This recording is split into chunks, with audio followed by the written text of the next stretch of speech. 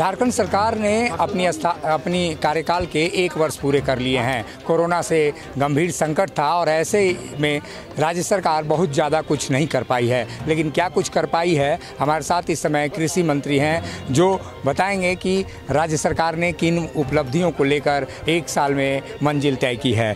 बादल जी, ये बताइए, 1 साल रहे, 1 साल में किन मंजिलों को प्राप्त किया है और 1 साल में क्या कुछ कर पाए आप लोग? सबसे बड़ी बात, जब हम सत्ता में आए खजाने खाली थे। जब कामकाज करने का हमने शुरुआत सोचा, बजट लेकर आए, उसके बाद वैश्विक महामारी से पूरा विश्व तबाह हुआ, उससे हम भी अछूते नहीं रहे। लेकिन 1 साल पूरा होने के अवसर पर मैं अपनी विभाग की बात बताऊं तो हमने समय पर लोगों को खाद बीज उपलब्ध कराए। खाद की कालाबाजारी ने हो, इस बार रिकॉर्ड जो पिछले 7 वर्षों में हुआ उससे ज़्यादा 1 साल में छापेमारी की, लोगों को हक दिलाने का काम किया। अब भी जो हमने ऋण माफ़ी का वादा किया था, 2000 करोड़ रुपए की ऋण माफ़ी का प्रावधान किया है, जो कल माननीय मुख्यमंत्री जी के कर कमलों द्वारा शुरुआत होगा योजना का। 355 करोड़ के मुख्यमंत्री पशुधन योजना को लाए हैं, जिसमें APL और BPL दोनों तरह की महिलाओं को 50% अनुदान पर पशुधन दिए जाएंगे। साथ ही फसल राहत योजना के लिए भी 100 करोड़ का प्रावधान किया है, जिससे लोगों को जो बीमा कंपनियां पिछले 3 सालों से धोखा कर रहे थे और उनको फसल बीमा का लाभ नहीं मिल रहा था, 18-19 का सुखाड़ झेलने के बावजूद उनको न्याय देने का काम कल से हम करने जा रहे हैं। किसानों को लेकर भ्रांतियां हैं कि किन किसानों के कर्ज माफ़ आप लोगों ने किए हैं, कई NPA के खाते वाली बात आ रही है। बताओ, जिनके स्टैंडिंग लोन है, चालू खाता है, जिनके लोन चालू है, सबके कर्ज माफ़ होंगे।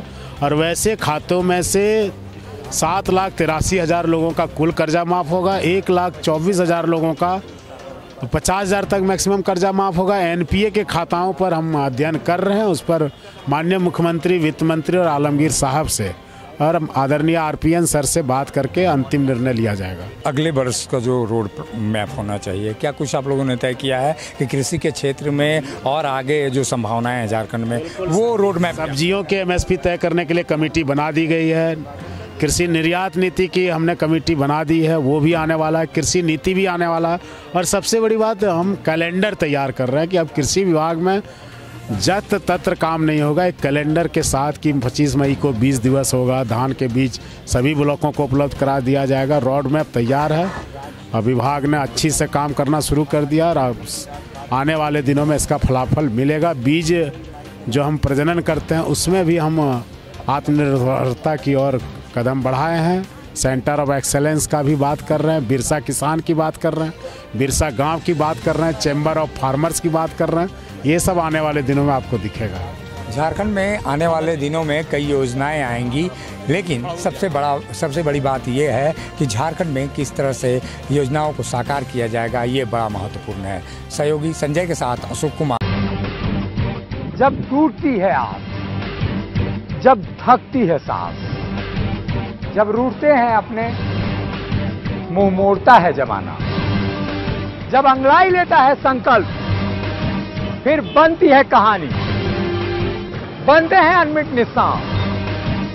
देखिए मेरे साथ संघर्ष की दास्तान।